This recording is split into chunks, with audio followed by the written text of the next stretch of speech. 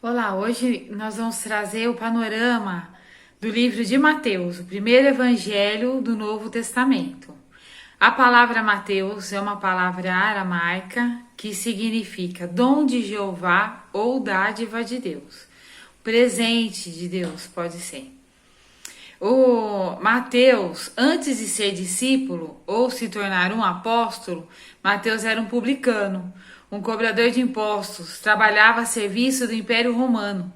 Isso tornava ele próspero financeiramente, mas emocionalmente falando, havia uma lacuna, porque ele era rejeitado por seu povo, visto como um traidor. Ele trabalhava em Cafarnaum. Cafarnaum era uma cidade que recebia de portos e recebia muitos comerciantes, e ali era muito próspero, financeiramente falando, a profissão de colhedor de impostos. E ele conseguiu esse lugar para trabalhar.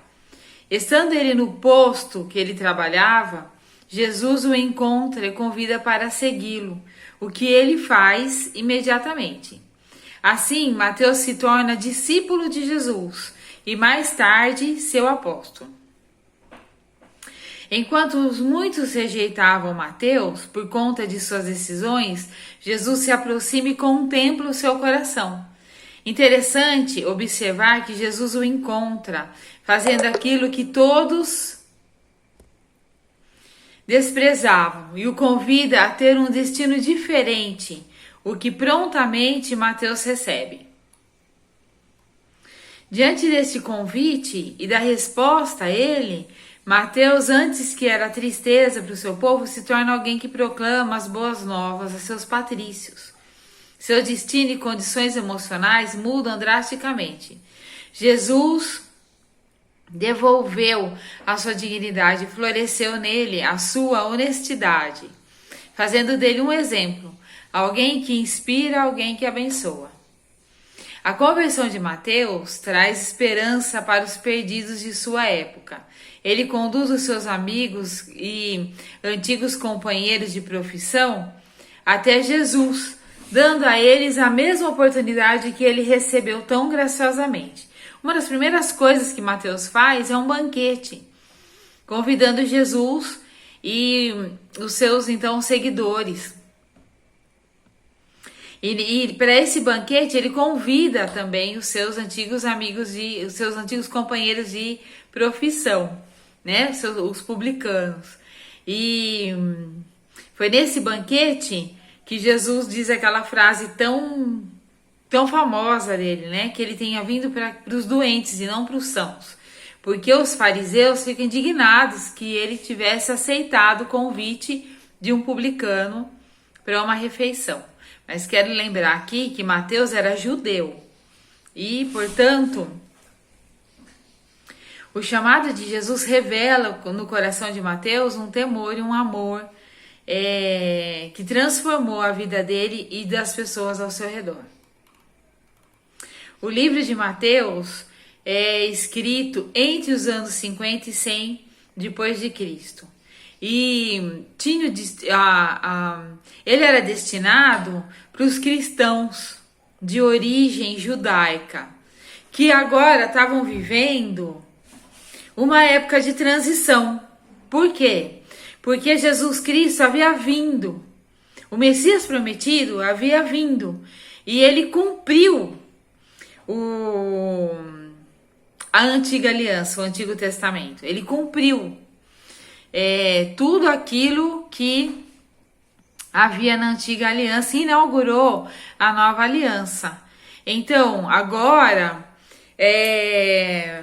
eles estavam numa transição, né? A salvação agora era algo real, era algo concreto. Jesus concretizou a salvação. Jesus venceu. Jesus é o nosso único e suficiente Salvador. Então, tudo aquilo do Antigo Testamento que apontava para o Messias de uma forma a ensinar ou de uma forma lúdica, né, a nos dizer que ele viria, se cumpriu. E todas as coisas foram convergidas ali na cruz, cumpridas ali. Então, a igreja passa por um período de transição. A salvação agora não era mais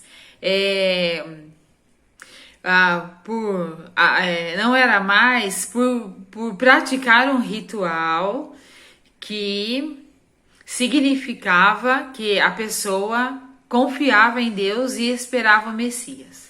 Agora o Messias havia vindo e já havia morrido e dado a sua vida por todo aquele que tinha crido nele. Então, isso foi cumprido. Então, agora a salvação estava em crer em Jesus.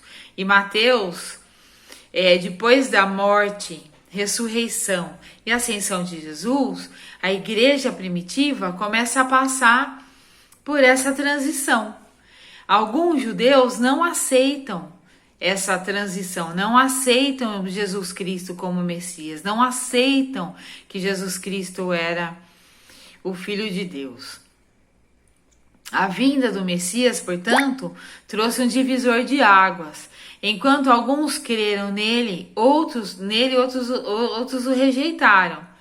Então, nós devemos nos lembrar que esse divisor de águas define, né, aqueles que criam em Jesus e aqueles que rejeitaram ele. Os que rejeitaram ele, da comunidade judaica, se firmaram no judaísmo, né? Então, aí há esse divisor de águas entre o cristianismo e o judaísmo. O judaísmo é uma religião. Judeu é uma raça. Esse divisor de águas define as pessoas que creram em Jesus e se tornaram cristãos e as pessoas que não creram que Jesus era o Messias e prosseguem então com outras religiões, entre elas o judaísmo. Então Mateus escreve para essas pessoas, principalmente visando os judeus, porque os judeus estavam passando por essa transição e ele tem o intuito de esclarecer, de mostrar, usando inclusive o Antigo Testamento, menções do Antigo Testamento, que Jesus é o Messias prometido, remetendo às promessas do Antigo Testamento. Nós devemos nos lembrar que muitos esperavam o Messias para restaurar um governo político e terreno, humano e terreno. Muitos acreditavam que o Messias viria para restaurar a nação judaica enquanto política, enquanto território. Que ele seria um rei como Davi foi. Davi organizou a nação e fez da nação uma nação reconhecida pelo poder de Deus que ajudava o povo. Então Davi transforma uma nação recém-formada em uma nação fortalecida e uma nação respeitada por todos os outros políticos, por todas as outras nações. A esperança de alguns judeus era que o Messias viria e ele exerceria esse governo terreno e político, fazendo com que a nação de Israel fosse uma nação poderosa novamente, né? Restaurando então esse governo. Eles tinham essa expectativa, né? De que o Messias transformaria novamente a nação de Israel numa nação, numa nação poderosa, politicamente falando. Mateus, então, escreve o seu evangelho destinado a esses judeus, para que eles entendessem que o reino de Jesus, ele não tem fim, é um reino eterno, um reino que visa a eternidade, um reino que trouxe a paz tão esperada nos nossos corações, um reino que trouxe os valores que haviam se perdido. Então, Mateus escreve o evangelho destinado, como judeu que era, destinado a esses judeus e a essa igreja primitiva, para que nesse período de transição eles pudessem reconhecer Jesus Cristo como Filho de Deus, o Messias, o nosso único e suficiente Salvador, e para que eles pudessem se render a Jesus Cristo, entender e se render ao reino de Jesus, que era um reino muito maior do que aquilo que eles tinham pensado. Então, existiam alguns propósitos, né, para que essa carta fosse escrita. Amém?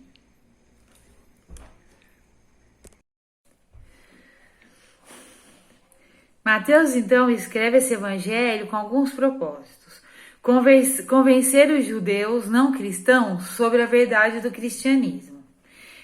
Vamos deixar uma coisa bem clara aqui. Uma coisa é cristianismo, a outra coisa é a raça dos judeus e a outra coisa é o judaísmo. Esse divisor de águas que eu comentei, ele traz isso. Os judeus que não aceitaram a Jesus Cristo como Messias, inauguraram então a religião judaica, né? E praticam hoje o judaísmo. As pessoas que acreditaram que Jesus Cristo é o Messias, elas seguiram para o cristianismo. Cristianismo vem da palavra Cristo. Eles são considerados pequenos cristos, ou seguidores de Cristo, ou aqueles que são parecidos com Cristo. Então, de todas as raças, de todas as nações, as pessoas que entendem que Jesus Cristo é o Messias, o nosso único e suficiente Salvador, elas se tornam então um cristão. Então, Mateus, ele queria convencer os judeus não cristãos sobre a verdade do cristianismo. Ele queria mostrar, através de citações do Antigo Testamento, que Jesus Cristo é o Messias prometido por Deus para a humanidade. Ele queria transmitir os ensinamentos de Jesus e resgatar os valores e os princípios perdidos com o decorrer dos tempos. Por quê? Porque os judeus foram enviados para várias nações, né? Eles se misturaram com muitos povos. E esse helenismo trouxe essa perda de alguns valores e princípios que Deus sempre trouxe para o seu povo. Então ele queria transmitir os ensinamentos de Jesus e resgatar esses valores que Deus traz para todo aquele que segue a sua vontade. Mostrar as bases do reino de Deus e dar aos crentes instruções para uma vida cristã. Ele também desejava fortalecer a igreja que estava sendo perseguida, tanto por judeus hostis que não aceitaram Jesus, quanto pelo Império Romano, que se sentiu ameaçado com o reino de Jesus. Também por não entender que o reino de Jesus não era governamental e nem terreno, era um reino eterno. E diz respeito à eternidade, diz respeito ao coração, não diz respeito a uma política terrena. Então, se sentindo ameaçados, os romanos principalmente os governantes romanos, perseguiram a igreja primitiva, assim como os judeus que não aceitaram Jesus como o único e suficiente Salvador. Outro propósito era aprofundar a fé cristã, fornecendo mais detalhes sobre os ensinamentos e as obras de Jesus. Jesus fez muitas coisas. O próprio João, no finalzinho do seu evangelho, ele diz, né, que se fosse relatar tudo que Jesus tivesse feito, não caberiam em livros, né, para dizer tudo aquilo que ele fez. Então, Mateus, ele fornece detalhes para que a nossa fé fosse fortalecida. Detalhes a respeito de ensinamentos, detalhes a respeito do poder e detalhes a respeito da obra salvífica de Jesus Cristo para a humanidade. Mateus retrata Jesus Cristo como mestre, mas também revela revela Jesus Cristo como muito mais do que um mestre. Ele o revela como filho de Davi, ele o revela como o Messias, o Senhor do universo e aquele que deve ser o Senhor do coração de todos os homens. Mateus escreve a vida cristã como sendo a alegria de servir e obedecer à vontade de Deus como um discípulo, que é o que somos. Ele aplica de forma correta os princípios contidos no Antigo Testamento, fazendo uma leitura correta deles a partir da verdade de que Jesus cumpriu a lei. Então, o que fica são os princípios que nós devemos seguir, e Jesus ensina isso e Mateus transmite isso de uma forma muito bonita no seu evangelho. Mateus completa a sua obra contemplando a igreja como sendo a noiva de Jesus e destinada a um relacionamento íntimo e amoroso com o Deus que salvou a nossa alma e nos ama. A estrutura do livro de Mateus, ela passa pelo capítulo 1, versículo 1, vai até o capítulo 2, versículo 23, falando sobre a genealogia, o nascimento e os primeiros fatos da vida de Jesus. No capítulo 3, versículo 1 até o capítulo 4, versículo 16, nós vamos ver o início do ministério de Jesus como homem. Do capítulo 4, versículo 17 ao versículo 25, nós vamos ver a ação de Jesus na Galileia. Do capítulo 5, versículo 1 até o capítulo 7, versículo 29, nós temos então o Sermão do Monte. Que abrange alguns assuntos muito interessantes, como, por exemplo, a verdadeira felicidade, um novo padrão de vida, ajuda aos necessitados, oração e jejum, prioridades e o que devemos ou não fazer. O capítulo 8, versículo 9, até o capítulo 9, versículo 34, vai mostrar a autoridade, as curas e os ensinamentos de Jesus. No capítulo 9, mas a partir do versículo 35 até o capítulo 10, versículo 42, nós vemos a missão dos 12. Jesus enviando os 12, comissionando eles para que eles possam ir pelos vilarejos e serem usados por Jesus Cristo para mostrar sua bondade e seu amor através de outros seres humanos. Os capítulos 11 e 12 mostram reivindicações de Jesus a respeito da sua vinda, do seu chamado, da sua missão e do futuro da igreja. Capítulo 13, versículo 1 até o versículo 52, nós vemos o ensinamento de Jesus sobre o reino de Deus. Capítulo 13, versículo 53 até o capítulo 16, versículo 20, nós entendemos a salvação ou as bênçãos dos judeus para os gentios. Do capítulo 16, versículo 21, até o capítulo 17, versículo 27, Jesus corrige alguns maus entendidos que pairavam ainda sobre o coração dos seres humanos e principalmente da liderança judaica. Do capítulo 18, versículo 1 até o 35, nós aprendemos sobre humildade e perdão.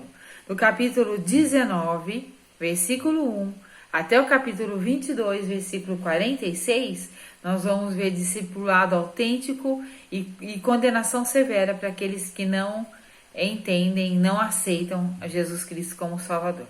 No capítulo 23, Jesus fala sobre a hipocrisia de pessoas que se dizem boas, mas que realmente querem se aparecer,